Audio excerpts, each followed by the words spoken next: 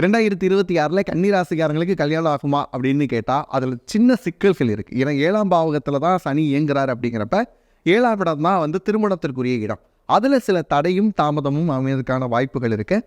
என்ன சொல்கிறேன், குரு பயிற்சிக்கு அப்புறமா முயற்சி பண்ணுங்க. இந்த மார்ச் டு ஜூன் இருக்கக்கூடிய காலகட்டத்தில் வரன் தேடுவதற்கான காலகட்டமாக மாற்றிக்கோங்க.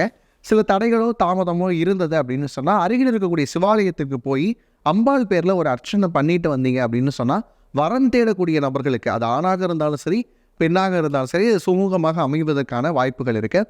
காதல் திருமணங்கள் ஆனால் கைகூடும் கன்னிக்கு. பொதுவாகவே கன்னிராசிக்காரங்க காதலிக்க வல்லவர்கள் அப்படின்னு ஒரு டேர்ம் இருக்கும். ஆனால் அவங்க அதை ஒத்துக்கவே மாட்டாங்க. ஏன் ஒத்துக்க மாட்டாங்கன்னா, காதலில் அதிகமாக சொதப்புறதும் யார் அப்படின்னு பார்த்தீங்கன்னா கன்னிராசிக்காரங்க தான்.